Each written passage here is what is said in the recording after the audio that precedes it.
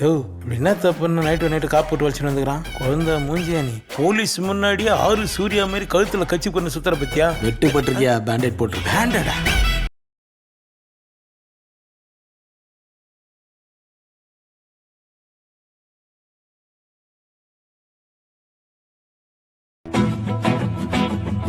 அனைவருக்கும் வணக்கம். நான் உங்கள் பத்திரிகையாளர் ஆர்எஸ் கார்த்திக். இந்த வீடியோவில் நம்ம பார்க்க இருக்கிறது நம்ம வேறு லெவல் சினிமா சேனலோட சினிமா விமர்சனம். இப்போ நம்ம பார்க்க இருக்கிறது இந்த வாரம் திரைக்கு வந்திருக்கிற உசுரே படத்தோட விமர்சனம். உயிரே தெரியும் மணிரத்னம் படம், இது உசுரே இப்போ வந்திருக்குது. உண்மையாகவே சில இடங்களில் உசுரை எடுத்துதுங்க. உசுரை எடுத்ததுன்னா நான் தப்பான, அதாவது சரியில்லை அப்படின்ற அர்த்தத்தில் சொல்லலை. காதல் படங்க, முழு நீள காதல் படம். அதில் வில்லியாக இருக்கிற மம்மி பண்ணுற காரியம்தான் கொடூரமானது. அண்ணன் அப்படின்னு பார்த்தீங்கன்னா அவங்க அப்பா ஆம்படையானால் பாதிக்கப்பட்டிருப்பாங்க. அதனால் பெண்ணோட காதல், பெண்ணை யாராவது பார்த்தாலே அவனுக்கு செருப்படி. அதுதான் அது. யாருன்னா மந்த்ரா தான் அந்த அம்மா கேரக்டரு. மகளா ஜனனி, நம்ம பிக் பாஸ் ஃபேம் ஜனனி நடிச்சிருக்கிறாங்க. இந்த வாரம் என்னவோ தெரியல, பிக் பாஸ் ஃபேம் வாரமாக இருக்குது. தர்ஷன், ஜனனி எல்லாம் அந்த பிக் பாஸில் மூலயமா வந்தவங்க. பிக் பாஸில் வந்தவங்களுக்கெல்லாம் இன்னும் பெருசாக எதிர்காலம் இல்லைன்னு சொல்லிகிட்டு இருக்கப்போ, கடந்த 2-1 வாரங்களாக பிக் பாஸில் இந்த 7 எபிசோடில் நடித்தவங்களுக்கு ஹீரோயின் வாய்ப்புகள் உண்மையாக பிரகாசமாக இருக்குது. அந்த வரிசையில் ஜனனி இந்த படத்தில் கதாநாயகியாக நடிச்சிருக்கிறாங்க. மந்த்ராவுடைய மகளா, ஒரு சித்தூர் மாதிரி ஒரு பார்டர், சித்தூர் தானே வச்சுக்கோங்களேன், அந்த ஊருக்கு, அதாவது தமிழும் பேசுகிறாங்க, அங்கே தெலுங்கும் பேசுகிறாங்க. அங்கே குடி வராங்க, ஒரு கிராமத்துக்கு வந்து குடி வராங்க மந்த்ராவும் அவங்க பொண்ணு ஜனனியும். அந்த ஊரில் நல்லா வாழ்ந்த குடும்பம். நம்ம கிரேன் மனோகர், செந்தில்குமாரி இவங்களுடைய மகன் தான் டிஜி அருணாச்சலம். அந்த டிஜி அருணாச்சலம் உங்களுக்கு தெரியும். டிஜே அருணாச்சலம் வந்து நிறைய ஆல்பம் சாங்லாம் பண்ணியிருக்கிறாரு. பிரமாதமான ஒரு மாடல் இல்லைங்களா. அவரு தான் இவங்களுக்கு, அது கிரேன் மனோகருக்கும் செந்தில்குமாருக்கும் டிஜே அருணாச்சலம் மகனா அப்படின்னா கடையில் கரெக்டாக பொருந்த வச்சுருக்காங்க. அவர் நேற்று அதுக்கப்புறம் ப்ரெஸ் மீட்டுக்கு வந்தார், ராயல் லுக்கில் இருந்தார். ஆனால் படத்தில் வந்து அந்த கேரக்டருக்கு என்ன தேவையோ அந்த லுக்கில் இருந்தார் அழகாக. ஸோ அவருடைய நண்பர்கள் யாருன்னு பார்த்தீங்கன்னா நம்ம கதிர், ஆதித்யா கதிர், இன்னொருத்தர் மெல்வின், இவங்கெல்லாம் அவருடைய நண்பர்கள். எல்லாம் ஒன்றா சேர்ந்து பழைய ஜோக்கு தங்க தர, கல் குடிக்கிறது, ரோட்டில் போகிற வர கிராமத்தில் ஒரு 1-2 டீ கடை, பஸ் ஸ்டாப், இங்கே உட்காந்து போகிற வர பொண்ணுங்களை கிண்டல் அடிக்கிறது, இப்படிப்பட்ட லுக்கில் இருக்கிறாங்க. இப்போது கையில் ஒரு யமஹா RX 100 பைக்கை வச்சுருக்கிறாரு ஹீரோ. அதை வந்து எடுத்துக்கிட்டு சுற்றுறாரு. ஆனால் இந்த ஸ்டோரியை நமக்கு சொல்கிறது யாருன்னு பார்த்தீங்கன்னா பவல் நவகீதனும் அவருடைய ஜோடி, அவருடைய ஜோடிக்கு ஒரு மலை மேலே ஏறிக்கிட்டு இங்கே தான் அவன் வந்து ரஞ்சனாவை வந்து காதலிச்சான், அவங்க 2 பேரும் எப்படி வாழ்ந்தாங்க தெரியுமா அப்படின்னு அப்படியே பிப்பேற்றிட்டே வருவார் கதையில். கிளைமாக்ஸில் அவங்களுக்கு என்ன ஆச்சு ஏதாச்சு, காதல் ஜோடி இந்த ஊர்லேருந்து போய் வேற எங்கேயும் வாழ்ந்தாங்களா இல்லை என்ன ஆச்சுங்கிறத அவர் சொல்லி முடிக்கிறப்போ நமக்கே கண்கள் கலங்கிடுது.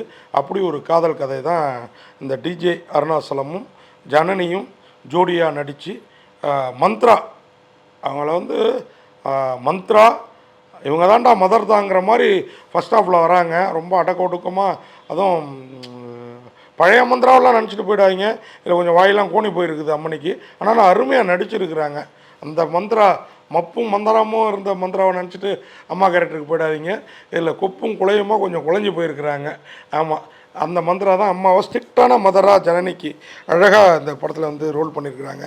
அவங்க என்னோடய புருஷன் குடிச்சிட்டு என்னை விட்டுட்டு ஓடி போயிட்டான், என் பொண்ணுக்கு அந்தமாரி வாழ்க்கை அமைஞ்சிடக்கூடாதுன்னு போராடுறதா காமிக்கிறாங்க. அதனாலேயே ஜனனியை வந்து கட்டி போட்டு வச்சுருக்கிறாங்க. ஆனாலும் டிஜே அருணாச்சலம் ஒரு நாள் திருப்பதி இந்த ஊரே டூர் கிளம்ப, மந்த்ராவும் கிளம்பி போக, ஜனனியும் நம்மால் ஹீரோவும் ஊரில் இருக்கிறாங்க.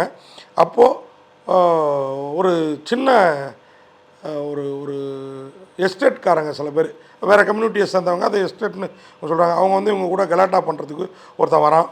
அவனை அடித்து விரட்டுறாரு. அந்த பொண்ணுக்கு சாப்பாடு வாங்கிட்டு வந்து கொடுக்குறாரு. எல்லாம் பண்ணுறாரு, மாவு கொட்டி போச்சு அப்படின்னு சொல்லி சாப்பாடு வாங்கிட்டு வந்து கொடுக்குறாரு. மெல்ல காதல் பூக்குது. ஆனாலும் ஜனனி பிடி கொடுக்க மறுக்கிறாங்க.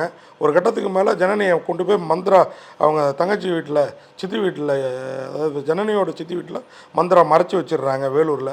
அதை தேடி கண்டுபிடிச்சி போய் ஜனனியை பார்க்குறாரு.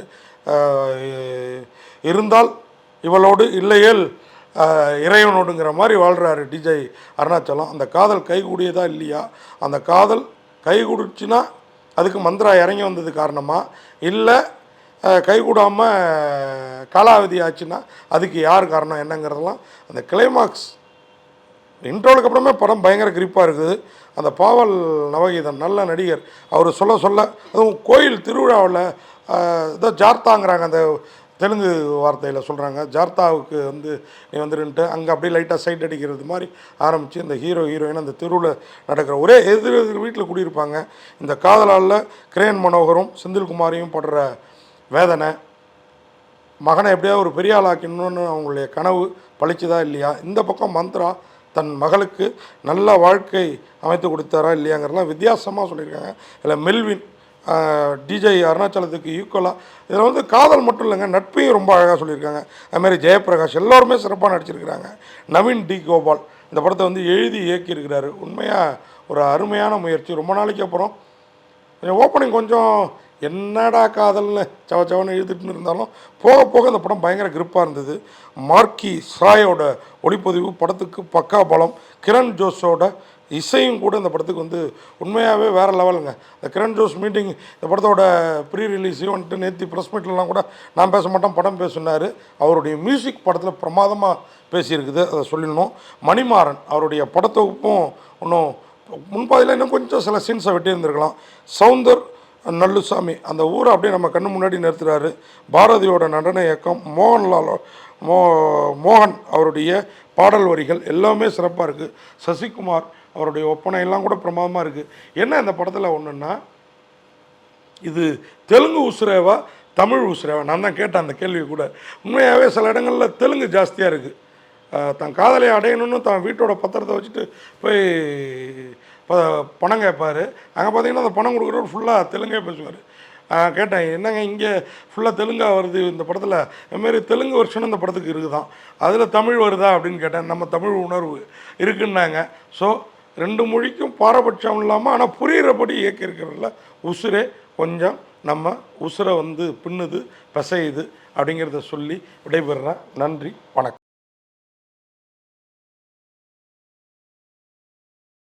இந்த வீடியோ உங்களுக்கு பிடிச்சிருந்தா லைக் பண்ணுங்கள், கமெண்ட் பண்ணுங்கள், ஷேர் பண்ணுங்கள், சப்ஸ்கிரைப் பண்ணுங்கள்.